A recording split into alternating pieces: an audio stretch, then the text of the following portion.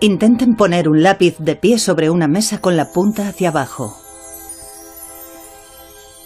Si consiguen que esté perfectamente recto, tal vez guarde el equilibrio y no se caiga.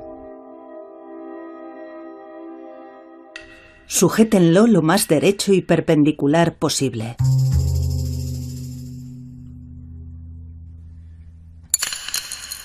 No es tan fácil. Por muy recto que coloquemos el lápiz, siempre se acaba cayendo. Da igual cuántas veces lo intentemos o lo perfectamente vertical que lo pongamos. Quizá les parezca obvio, pero este fenómeno, aparentemente insignificante del lápiz que se cae, dio lugar a un importante descubrimiento científico.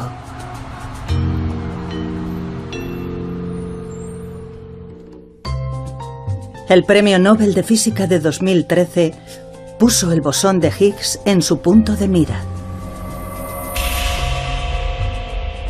Cuando se confirmó la existencia del bosón de Higgs en unas gigantescas instalaciones experimentales, se proclamó como el descubrimiento del siglo. Siempre nos hemos preguntado qué ocurre en el firmamento y hoy hemos logrado un notable avance. Comprendemos mucho mejor nuestro universo. Es, por así decirlo, el ingrediente que faltaba. El comienzo o el fin de una era. La profunda conexión entre el bosón de Higgs y el lápiz que se cae se descubrió gracias a importantes estudios en el campo de la física moderna.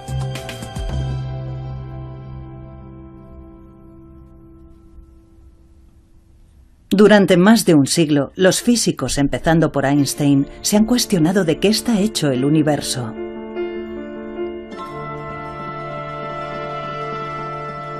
Se preguntaban, suponiendo que el universo tuvo un creador, ¿qué clase de plano utilizaría?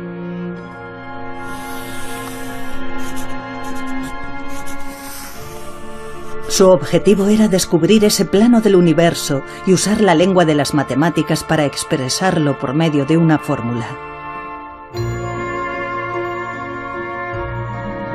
Hasta el día de hoy, los físicos han conseguido crear fórmulas para expresar distintos fenómenos naturales.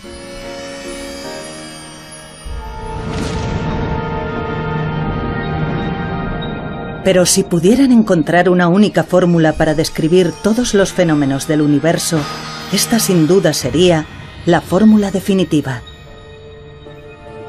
Los físicos están empeñados desde hace mucho tiempo en la búsqueda de esta fórmula definitiva. Debía haber ecuaciones con un significado preciso, elegantes, simples. Nosotros resolveríamos esas ecuaciones y explicaríamos los fenómenos de la naturaleza. El objetivo era tener una única y hermosa teoría que hiciera que todo encajara. ¿De qué está hecho el universo? La búsqueda de la fórmula definitiva ha sido un largo y arduo camino. Los físicos se han enfrentado a innumerables dificultades en la búsqueda de una fórmula perfecta y bella que sea digna de elogio. Un importante descubrimiento dio lugar a un gran hallazgo.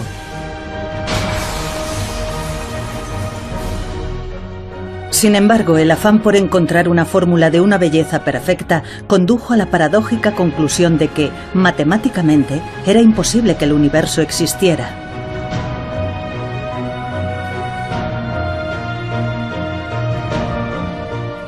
Y así es como llegamos a la idea de los lápices que se caen. Pensar que en el mundo real la belleza perfecta estaba destinada a venirse abajo condujo al descubrimiento del bosón de Higgs y abrió el camino para encontrar la fórmula definitiva. Pero dicha fórmula demostró ser esquiva. Esta es la historia de la lucha centenaria en la que se embarcaron físicos pioneros en su afán por descubrir de qué está hecho el universo y qué fuerzas lo gobiernan. La fórmula definitiva.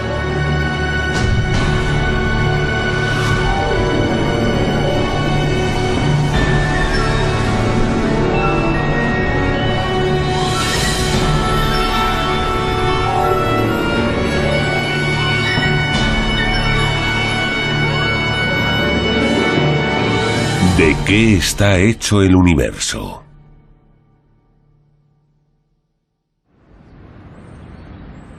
Tal vez les sorprenda saber que a lo largo de los 100 últimos años, los físicos han estado muy cerca de descubrir la fórmula definitiva.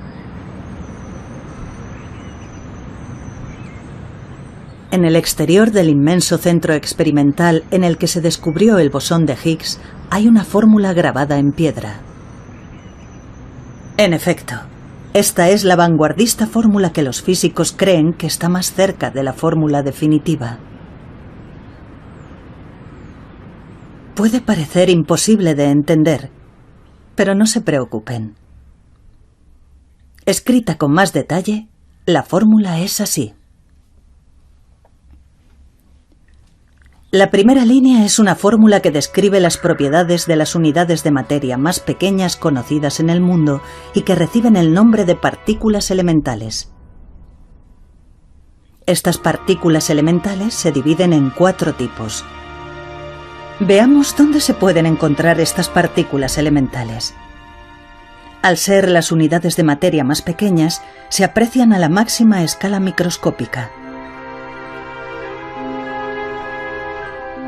En primer lugar, están los electrones que orbitan dentro de un átomo. Probablemente estemos más familiarizados con ellos. Seguidamente hay 2 tipos de partículas elementales conocidas como quarks, que forman el núcleo en el centro del átomo. Y por último están los neutrinos, unas partículas caprichosas que escapan del núcleo de vez en cuando. ¿Qué causa que estas partículas elementales permanezcan dentro de los átomos o que escapen de ellos? La respuesta reside en estas 3 líneas. Pero volviendo al átomo, lo que atrae a los electrones al núcleo es la fuerza electromagnética. La unión de los 2 tipos de quarks que forman un núcleo es lo que se conoce como una interacción nuclear fuerte. Y lo que causa que los neutrinos salgan del núcleo es una interacción débil.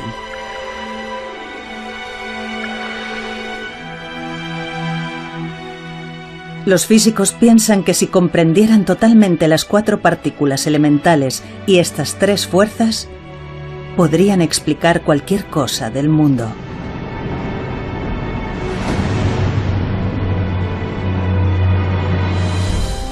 Las 2 últimas líneas hacen referencia a la existencia del bosón de Higgs. Más adelante sabremos qué papel juega esta partícula.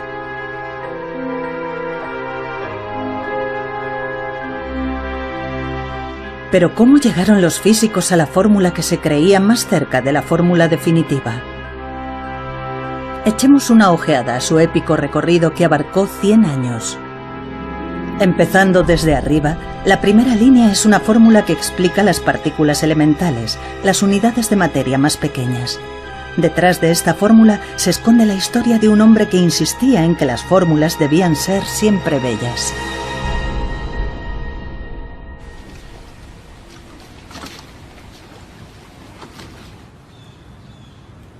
Nuestra historia de la búsqueda de la fórmula definitiva comienza aquí, en Cambridge, a finales de los años 20. Entonces residía aquí un joven físico. Se llamaba Paul Dirac, un genio en su campo. Con solo 30 años fue nombrado profesor lucasiano de la Universidad de Cambridge, uno de los puestos académicos más prestigiosos del mundo. Entre los científicos que ostentan este cargo se incluyen figuras de renombre como Isaac Newton y Stephen Hawking. Con intención de encontrar una fórmula que lo explicase todo, Dirac se centró primero en los electrones, la única partícula elemental que ya se había descubierto. En aquellos tiempos, las propiedades de los electrones se describían con una fórmula conocida como ecuación de Schrödinger, y era posible calcular su energía. Pero se hizo patente que había cierta característica de los electrones que no podía explicarse con la ecuación de Schrödinger. Se trataba del hecho de que, al igual que la Tierra, los electrones giraban sobre su propio eje y además tenían propiedades parecidas a un imán.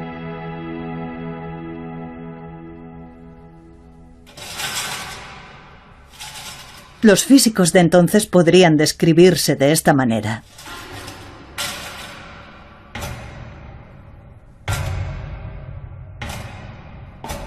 Armados con los mejores conocimientos disponibles, trataban de crear la fórmula correcta para las partículas elementales, pero se topaban con un muro impenetrable.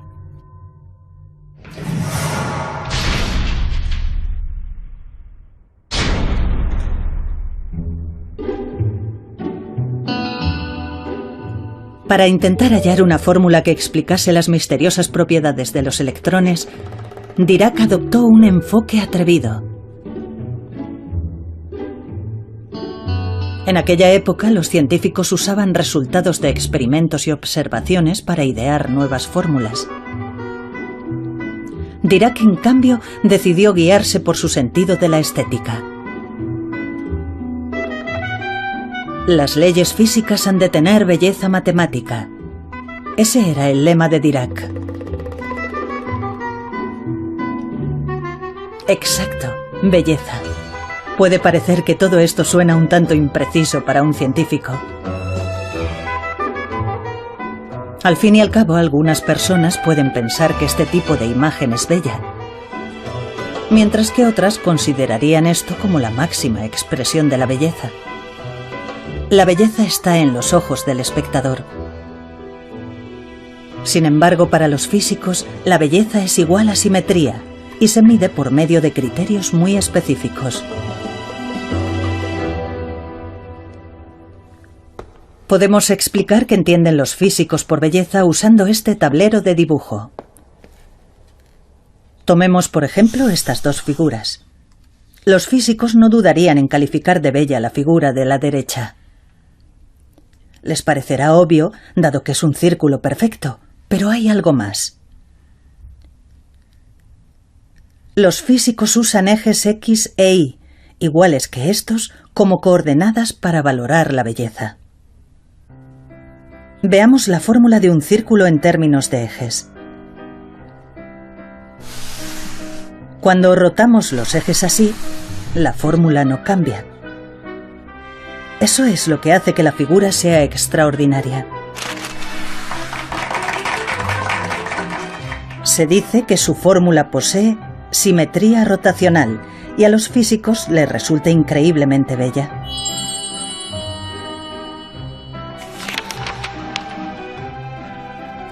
A los físicos les entusiasman también los patrones con rayas como este. Eso es debido a que, aunque los ejes se muevan, la fórmula que describen las rayas no cambia.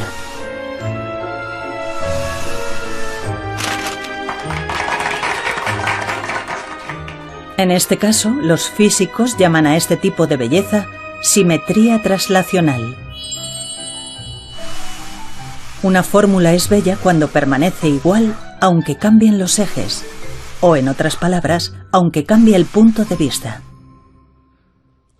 La simetría es simplemente la afirmación de que algo se ve igual desde diferentes puntos de vista.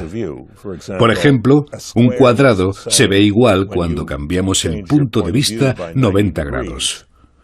Podemos afirmar que las leyes de la naturaleza no cambian de forma, de contenido, cuando cambiamos de una forma concreta nuestro punto de vista. Había otro tipo de belleza que Dirac valoraba en gran medida: la simetría de Lorentz. Está relacionada con la teoría de la relatividad de Einstein y describe cómo el tiempo y el espacio son en esencia lo mismo. Trabajando a partir de ahí, Dirac alcanzó la siguiente conclusión. Si había algo parecido a un mapa del universo, su belleza sería indudablemente perfecta, es decir, exhibiría diferentes tipos de simetría.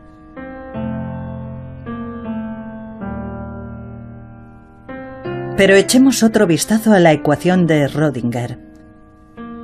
Si la observamos de cerca, vemos que hay una T que representa al tiempo y una x al cuadrado en la que la x representa el espacio. Eso significa que la fórmula carece de la simetría de Lorentz, en la que tiempo es igual a espacio.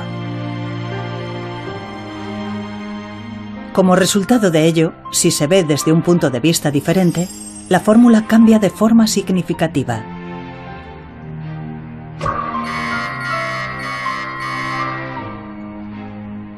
Y así, Dirac comenzó a trabajar en una fórmula que tendría todos los tipos de simetría.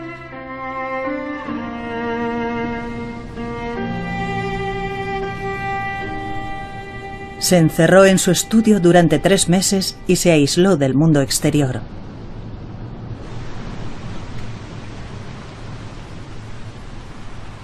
Sus sentimientos alternaban constantemente el júbilo y el miedo, aunque a menudo le invadía el pánico. Pero su lucha y su dedicación a la idea de la belleza al final dieron su fruto. Este es el ensayo que publicó en 1928. En él presentaba la ecuación de Dirac. Tiene una T y una X.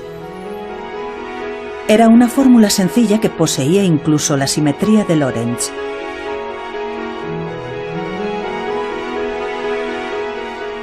La ecuación era notablemente eficaz y lograba explicar con precisión las misteriosas propiedades de los electrones, incluyendo su movimiento y magnetismo.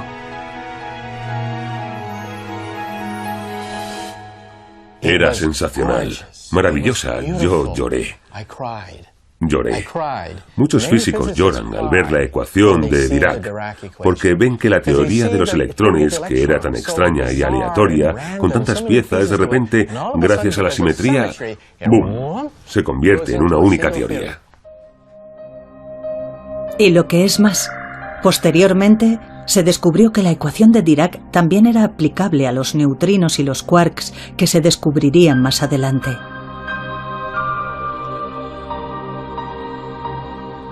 Al incorporar todos los diferentes tipos de simetría, se había descubierto por fin una fórmula que explicaba perfectamente las propiedades de las partículas elementales.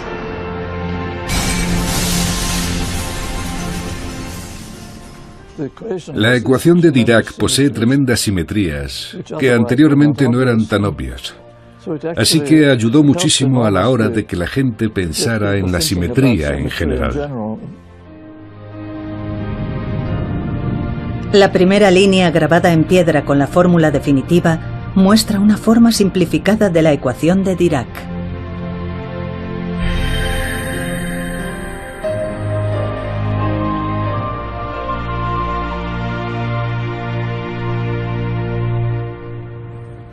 ¿De qué está hecho el mundo y qué fuerzas lo gobiernan? Los físicos se han esforzado por hallar una única fórmula que pueda responder esa pregunta. El siguiente desafío al que se enfrentaron fue encontrar fórmulas para las 3 fuerzas que unían a las partículas y las movían.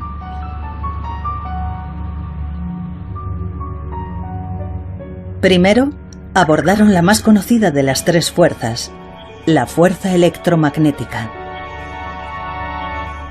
La fuerza electromagnética atrae a los electrones al núcleo, pero también une átomos para crear diversas sustancias.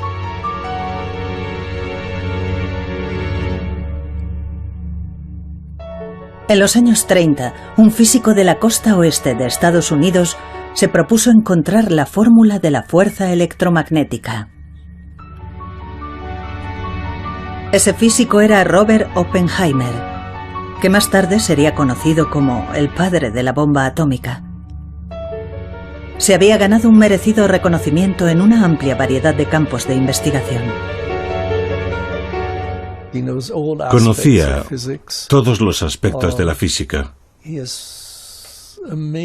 Tenía un poder asombroso para sintetizar y comprender lo que ocurre. Podemos describir el enfoque adoptado por Oppenheimer y sus coetáneos de la siguiente forma. Dirac había llegado anteriormente a su fórmula de las propiedades de las partículas elementales, incorporando la simetría de Lorentz al arsenal de un físico.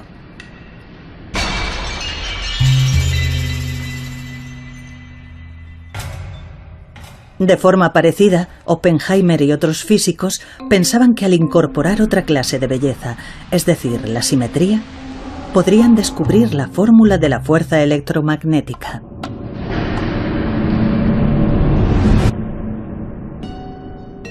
Oppenheimer y sus coetáneos centraron su atención en el cuarto tipo de simetría, la simetría gauge.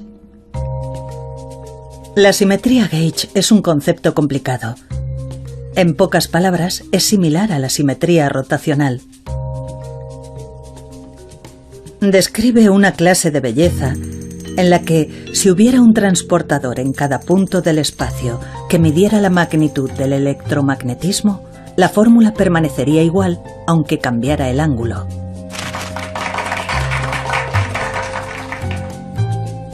Los físicos buscaban desarrollar una fórmula que poseyera los 4 tipos de belleza matemática, incluyendo la simetría gauge. Entonces surgió otra vez una nueva fórmula. Era, por así decirlo, una versión evolucionada de la ecuación de Dirac. Poseía las 4 simetrías y podía explicar las propiedades de la fuerza electromagnética. La fórmula describía un mundo fascinante. Los electrones emiten partículas de luz llamadas fotones que conectan los electrones al núcleo.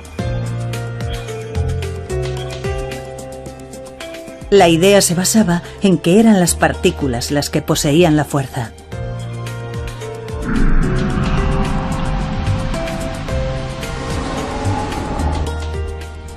La fórmula que el nuevo tipo de simetría ayudó a crear explicaría el misterio de la composición del universo.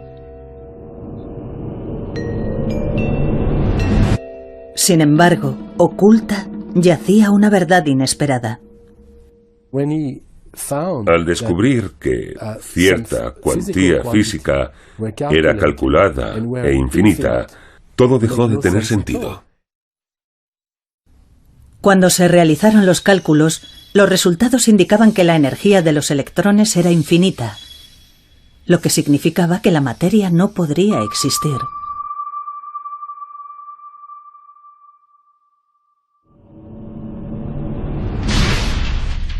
¿Por qué los cálculos produjeron el resultado incomprensible de infinito?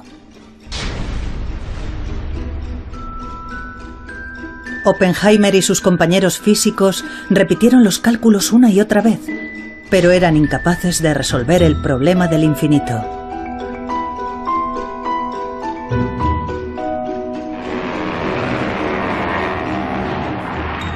Entretanto, el mundo estaba sumido en el caos. En septiembre de 1939, Alemania invadió Polonia y comenzó la Segunda Guerra Mundial. Además, el físico estadounidense Enrico Fermi logró producir una reacción en cadena de fisión nuclear usando uranio. Este hecho dio lugar a que muchos físicos se involucraran en el desarrollo de la bomba atómica. Oppenheimer, el brillante físico de Estados Unidos, fue nombrado director del Proyecto Manhattan.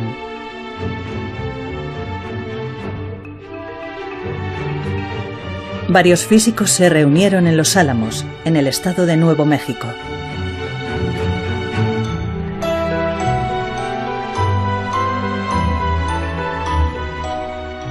Y así, las investigaciones para hallar la fórmula definitiva se desvanecieron sin haberse resuelto nunca el problema del infinito.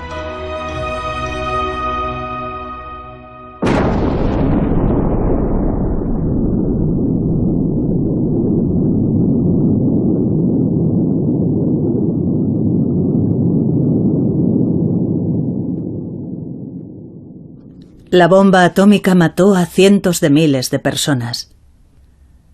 La prensa apodó a Oppenheimer padre de la bomba atómica. y ya nunca volvería a la vanguardia de las investigaciones sobre la fuerza electromagnética.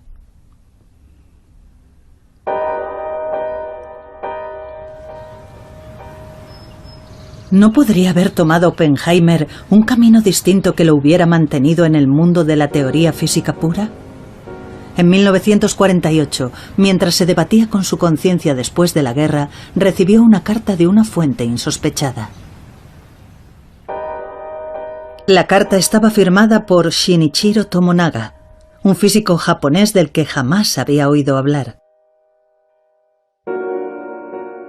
Tomonaga afirmó: durante la guerra he encontrado la forma de resolver el problema del infinito. No obstante, no se me permitió la oportunidad de presentar mis hallazgos al mundo occidental. A Oppenheimer le conmovió aquel mensaje inesperado que le llegó desde un país que había sido víctima de la bomba atómica que él había diseñado. Oppenheimer, que reconoció inmediatamente la importancia de lo que se había hecho en Japón, reenvió la carta escrita por Tomonaga a todos los participantes y pidió al físico japonés que escribiera un artículo para publicarlo en el Physical Review y que se difundiera ampliamente. El ensayo de Tomonaga se tradujo y, con la ayuda de Oppenheimer, se publicó en la revista de renombre mundial Physical Review. El mundo se asombró por el ensayo, que presentaba un nuevo método de cálculo que superaba con éxito el problema del infinito. Un físico estadounidense describió la situación de la forma siguiente. De una forma u otra, entre la ruina y el caos de la guerra, totalmente aislado del resto del mundo, Tomonaga había mantenido en Japón una escuela de investigación en física teórica que, en algunos aspectos, iba por delante de todo lo que existía en el resto del mundo en aquel momento. Llegó hasta nosotros como una voz de las profundidades.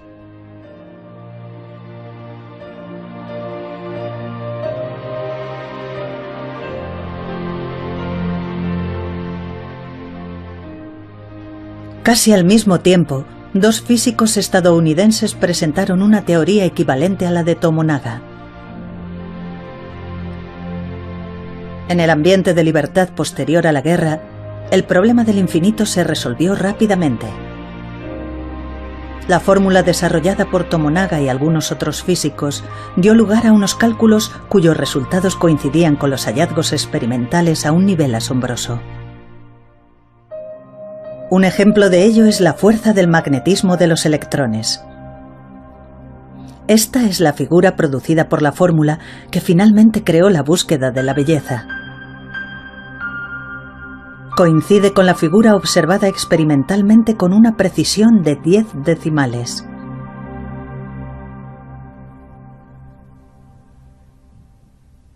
Permaneciendo fiel a la belleza de la simetría, se puede crear la fórmula correcta. Este principio ideado por Dirac ayudó a descubrir la fórmula de la fuerza electromagnética.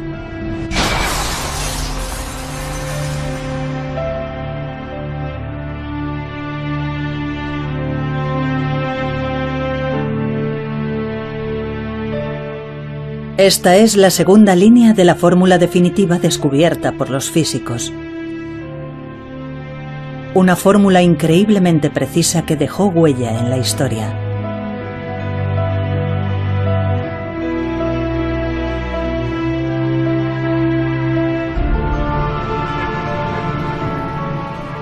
Y así fue descubierta por fin la fórmula de la fuerza electromagnética. Pero a principios de los años 50, los físicos que se esforzaban por descubrir la fórmula definitiva volvieron a sufrir un inesperado parón.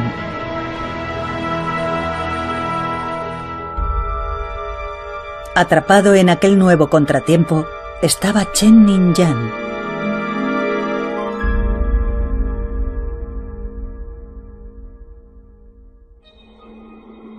Como recordarán, existen tres fuerzas que gobiernan los movimientos y la conducta de las partículas elementales. Ya se había descubierto la fórmula de la fuerza electromagnética que atrae los electrones al núcleo. Chen Ning-yang centró su atención en la interacción nuclear fuerte que mantiene unidos los quarks que conforman el núcleo. También estudió la interacción débil que hace que los neutrinos escapen del núcleo.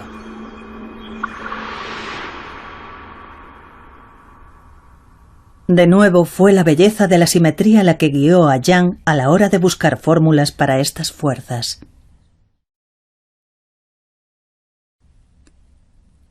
Pensé que debía existir un principio fundamental y me di cuenta de que efectivamente existía un principio fundamental para las interacciones electromagnéticas. Yang decidió comprobar si podía encontrarse algo similar a la belleza de la simetría gauge dentro del núcleo. Su búsqueda dio lugar a un concepto desafiante incluso para los físicos más experimentados y que es conocido como simetría gauge no conmutativa.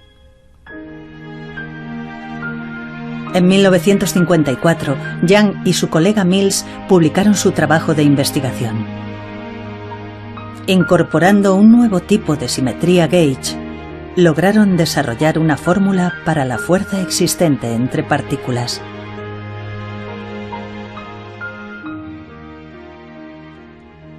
Era como las ecuaciones de Maxwell, solo que más elegante y con un tipo de simetría más ajustada. Yang y Mills habían dado un paso más en la electrodinámica cuántica. Si tomamos la teoría de Yang y la expresamos con términos de física contemporánea, obtenemos una fórmula como esta.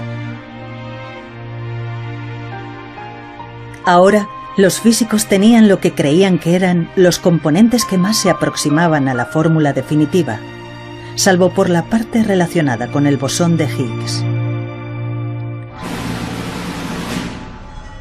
Por fin había una fórmula que describía las fuerzas de las partículas elementales del universo. Todos los físicos del mundo estaban esperanzados.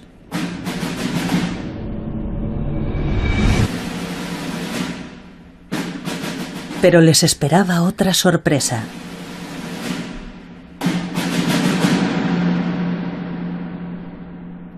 Era paradójico que la masa de las partículas con interacciones fuertes y débiles fuera cero, sin importar cómo se calculara. Solo los fotones se sabía que carecían de masa.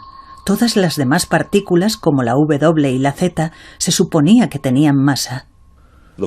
Se sabía que el fotón no tenía masa.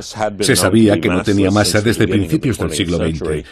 Cuando se realizó este estudio teórico, la W y la Z aún no habían sido descubiertas, pero estaba claro que al no ser descubiertas debían ser muy pesadas. La fórmula de Yang era realmente bella.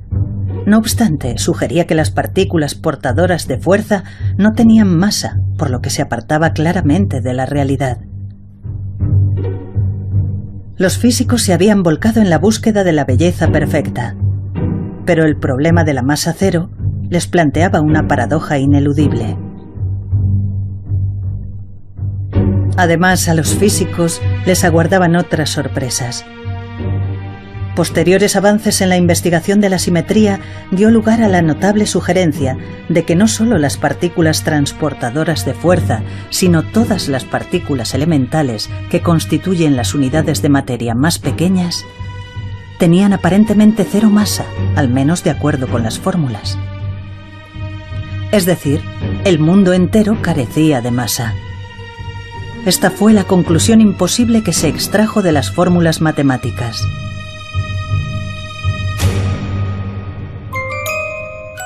Si todas las partículas elementales realmente carecieran de masa, tendríamos un grave problema. Según los cálculos, los electrones escaparían de los átomos y toda materia se desintegraría. De repente, si todos los átomos hubieran adoptado un estado de perfecta simetría en el que todo tuviera cero masa, habrían salido volando. Todas las partículas saldrían volando a la velocidad de la luz y no habría masa estable, ni personas, ni perros, ni gatos, ni ciudades, porque todo estaría siempre en movimiento y no habría materia estable para crear átomos.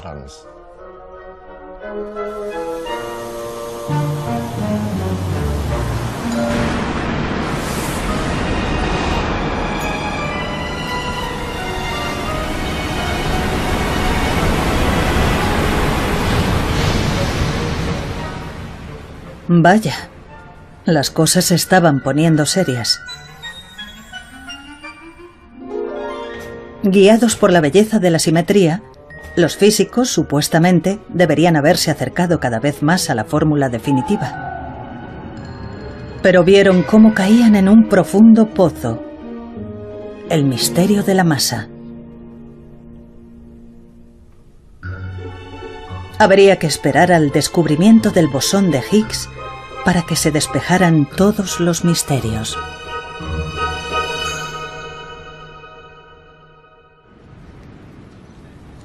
¿Cómo afrontar el misterio de la masa que había surgido súbitamente? En los años 60, en Chicago, en Estados Unidos, surgió un tipo de físico completamente nuevo.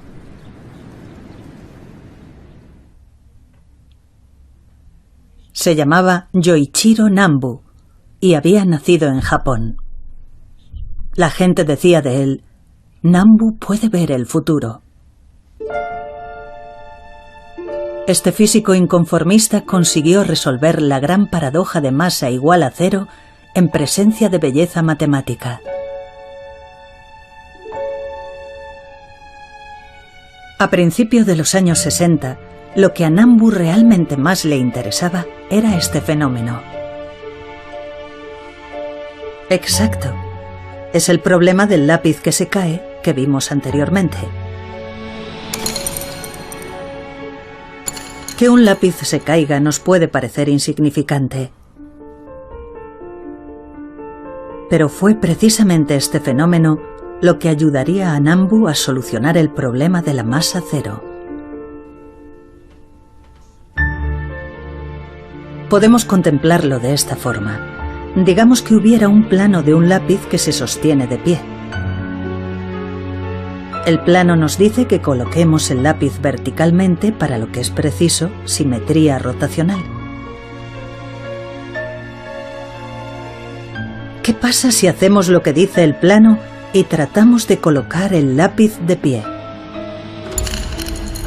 En realidad, la simetría rotacional necesaria para el plano no se puede conseguir. Aunque hay simetría en el plano, esta se pierde en el fenómeno que vemos en la realidad. Este fenómeno recibe el nombre de ruptura espontánea de la simetría, concepto que más tarde le valdría al físico japonés el premio Nobel. A Nambu se le ocurrió que la ruptura espontánea de la simetría también podría hallarse en el plano del mundo natural. Ese fue originalmente el trabajo de Yoichiro Nambu, que es posible que haya asimetrías en las leyes de la naturaleza que no son respetadas por los fenómenos físicos. En 1961, Nambu presentó un ensayo sobre interacción nuclear fuerte. Si usamos el lenguaje de la física contemporánea, el ensayo puede resumirse así. Esta es la fórmula que describe las propiedades de la interacción nuclear fuerte. En otras palabras, es un plano de la interacción nuclear fuerte. Con más detalle, se ve así. Ahora podemos ver los quarks que sienten la interacción nuclear fuerte. Este plano está diseñado para seguir un tipo de simetría gauge. Por lo tanto, la masa de los quarks debe ser cero. Pero como vimos con el plano del lápiz, tenía simetría rotacional. Sin embargo, daba lugar a una realidad sin simetría rotacional. Nambu comprendió que el plano en el que los quarks tienen cero masa debe originarse en una realidad en la que los quarks tienen masa.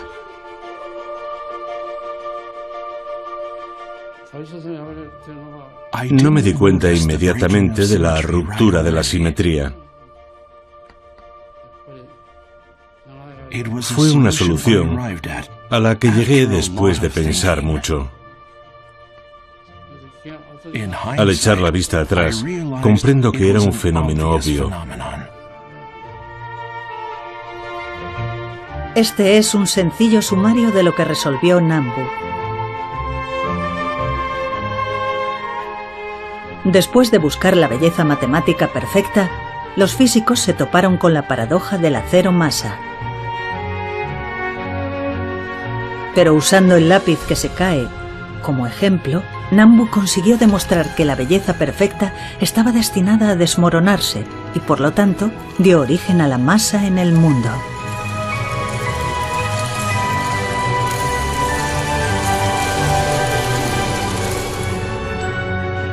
El hecho cotidiano del lápiz que se cae dio paso al concepto de ruptura espontánea de la simetría. Era un importantísimo descubrimiento que nadie pudo predecir.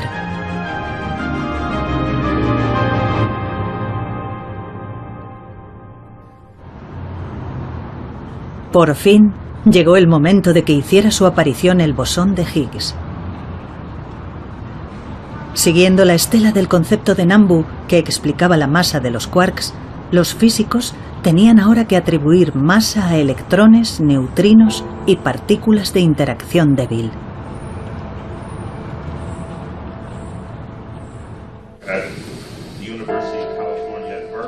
Steven Weinberg es profesor en la Universidad de Texas.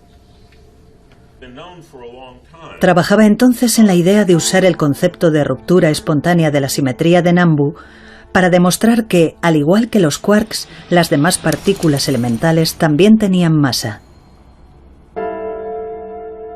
Finalmente, se aventuró a adentrarse en un área prohibida en la que ningún otro físico se había atrevido a hacerlo. Decidió introducir en su teoría una oportuna partícula que nadie pensó que podía existir en el mundo. La teoría de Salam y Mia abrió un nuevo campo, un nuevo tipo de fuerza en la teoría. Un campo que adquiere valor en un lugar vacío, incluso lejos de cualquier fuente, y que de hecho se extiende por todo el universo. Es el campo que rompe la simetría. Este es el trabajo de investigación que Weinberg usó como referencia en aquel entonces. Estaba escrito nada menos que por Peter Higgs, que ganó el Premio Nobel de Física en 2013. El trabajo establecía que si la partícula elemental, el bosón de Higgs, existiera en realidad, la simetría de belleza matemática se rompería espontáneamente, y las partículas elementales y las partículas transportadoras de fuerza adquirirían masa. Se dice que esta partícula está considerablemente ausente al principio, pero después ocupa los espacios de forma espontánea.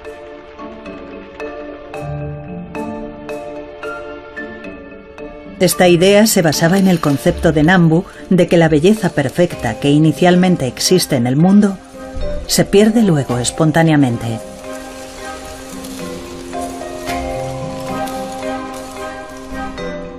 Según Weinberg, las partículas como los electrones son bloqueados por los bosones de Higgs y les resulta más difícil moverse.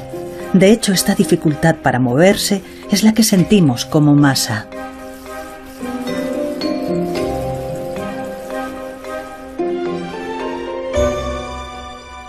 Weinberg presentó su ensayo en 1967. En su ensayo, Weinberg logró atribuir masa a electrones y partículas de interacción débil usando la idea del bosón de Higgs.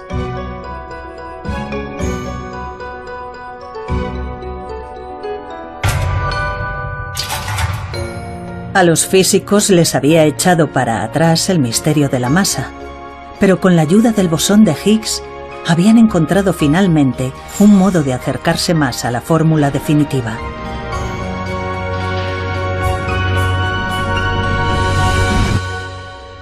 Sin embargo, la teoría de Weinberg se recibió con escepticismo en su momento. Muchos físicos no podían quitarse de encima la sensación de que la existencia del bosón de Higgs era demasiado oportuna. No es bonito. Bonito es algo que una vez que lo ves, tiene que ser así. Y si lo cambias un poco, ya no está bien. La idea de Higgs no tiene esa propiedad. Yo describo la situación como tener una casa preciosa. Puedes tener una casa preciosa, pero necesitas tener un retrete. El mecanismo de Higgs es como el retrete. El famoso físico Stephen Hawking llegó incluso a apostar en contra de la existencia del bosón de Higgs.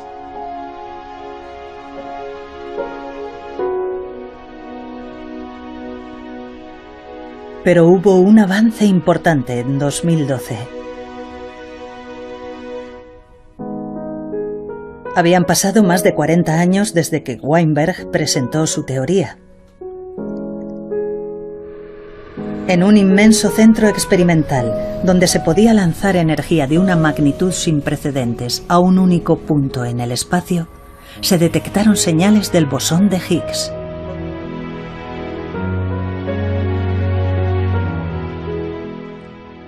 Hoy hemos tenido éxito. Hemos descubierto una nueva partícula, un bosón, probablemente el bosón de Higgs.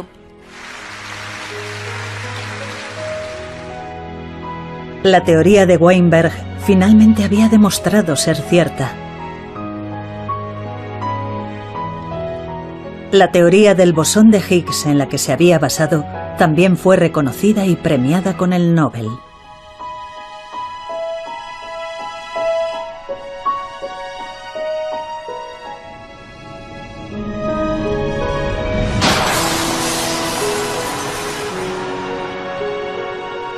Los físicos habían llegado por fin a una única fórmula. El modelo estándar que explica los 4 tipos de partículas elementales y las 3 fuerzas que conforman el universo estaba finalmente completo. En una esquina del CERN, Organización Europea para la Investigación Nuclear, donde fue descubierto el bosón de Higgs, un monumento conmemora la fórmula que se creía más próxima a la fórmula definitiva. Marcó la culminación del camino recorrido por los físicos a lo largo de 100 años.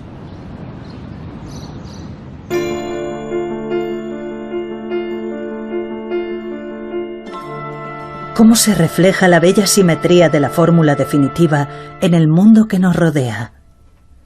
Los físicos comprenden la historia del universo a partir del Big Bang de la siguiente forma.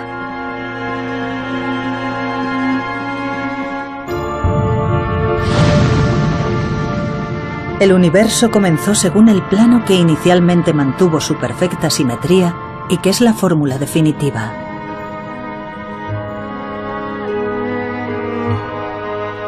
En aquel momento, todas las partículas elementales carecían de masa y volaban diseminadas. Pero más tarde, como resultado de la ruptura espontánea de la simetría producida por el bosón de Higgs, las partículas elementales adquirieron masa. Como resultado de esta masa adquirida, las partículas se unieron para formar átomos. Comenzaron a aparecer estrellas y a crearse las galaxias.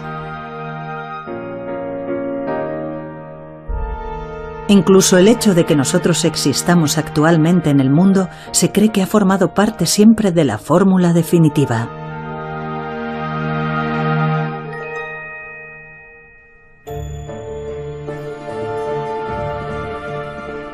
Gracias al descubrimiento del bosón de Higgs, se dice que no hay fenómeno en el mundo que no pueda explicarse por medio del modelo estándar.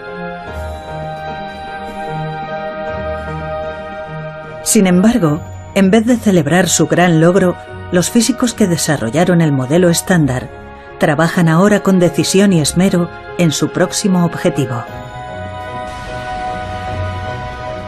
Las partículas elementales son tan ligeras que nunca había parecido necesario considerar la cuestión de la fuerza gravitacional.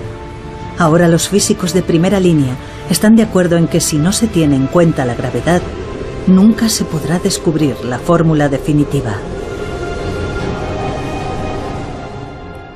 No estamos satisfechos con una teoría elegante de interacción débil, fuerte y fuerza electromagnética.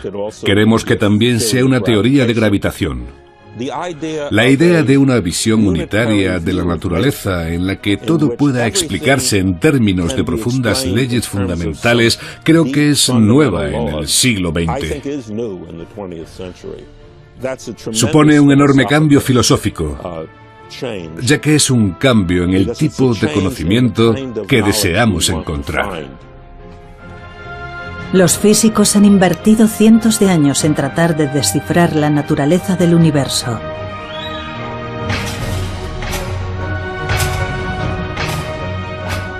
Su cruzada en busca de la fórmula definitiva continúa hasta el día de hoy.